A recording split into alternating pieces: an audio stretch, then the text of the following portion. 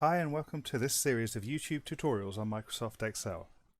Now I know there are many tutorials for Excel already on the internet. However, I wanted to share with you not just my experience of using Excel, but my passion for it and perhaps most importantly, introduce you to a way of thinking that will help you grow into an advanced Excel user.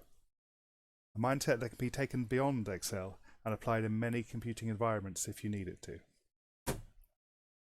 There are really two separate skills that you need to master Excel. The most obvious is learning things like how to enter and manage data and how and what the formulas are. The second, less obvious, but much more important skill is problem solving, breaking down a question into its constituent parts so that you can construct the formula you need to answer whatever question it is you're trying to answer. And that question could be, what was my margin? What will my sales be in Q3? Or even, does my food budget cover my shopping needs next week? Now down to Excel. Today I just want to cover the basic building blocks we are going to use, create a really simple formula, and then make that a little easier to read when we come back to it next time. The first thing I want to do is introduce you to the various parts of the screen. Knowing what everything is called will really help you later on. It will help you follow the tutorials, it will help you when you need to ask questions, and everybody always needs to ask questions. It will help you just use Google, and it will help when you come to learn more advanced features like VBA or the new script lab. Okay, so let's start from the largest item and work inwards. The biggest thing you'll be using is the workbook, the spreadsheet itself. Let's create a new workbook. I'm going to create a blank workbook here for us to use. At the top of the screen, just like every other Office app, you'll see the ribbon, and we'll come back to this later. There's a wealth of functionality for you there.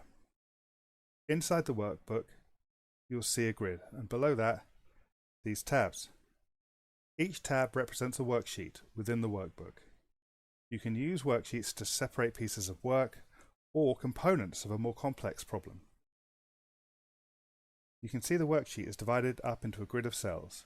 You can think of the cell as the base component. Each cell can contain a number, some text, or a formula. Each cell has a unique reference, so both you and Excel know where it is. The reference is made up of a column letter and a row number. The top left cell is A1. And you can see that here in the name box. Let's put something into the cell. Number 5. You can see when I type the number into the cell, it also appears here in the formula bar.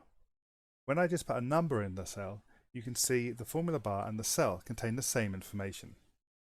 Now I'm going to move across to cell B1 and enter another number. Let's go with 10. Once again, the cell and the formula bar contain the same information. Now let's do something with our numbers. Let's divide one by the other. So in cell C1, I'm going to enter equals. Equals lets Excel know that you're going to use a formula. I'll type A1 divided by B1. Now, when I press enter and go back into the cell, you can see the answer to the question is in cell C1. And the formula bar still has the formula that I entered into it. Let's talk quickly about making this a little more readable. There is often times when you want to work with numbers and give them some meaning. In our division example, we had the numerator in cell A1 and the denominator in cell B1, for example. And it might make more sense when we come to read it back later if we could use those names rather than A1 and B1 in our formula. And in fact, in Excel we can use those names. We just need to let Excel know we're going to do that.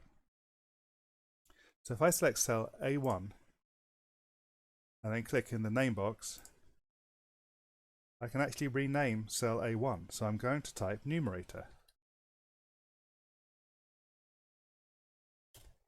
And into cell B1.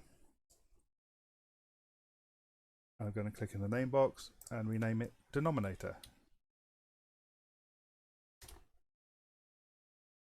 Now you can see in cell C1 that A1 divided by B1 still works. We haven't lost that. But let's go to C2 and enter a new formula. I'm going to type equals to show a starting formula, and then numerator divided by denominator. And you can see that as I type, these names appear in the quick fill list too, so I don't even have to type the whole word. I can start denominator, skip down with the down arrow, and press tab to complete it, and then press enter to finish my formula. There you can see in cell C2 the same answer that we got in C1. But in the formula bar, we have a formula that's going to mean a great deal more when we come to review it later. And so there we are. We've seen the workbook, worksheets, cells, the cell names and formulas. We then created a simple formula and made an easy adjustment to make it more readable. I can't tell you how useful that is, especially when the questions you are going to answer get more complicated later on. And that's everything I wanted to cover today, and with that we have a solid footing to move forward next time.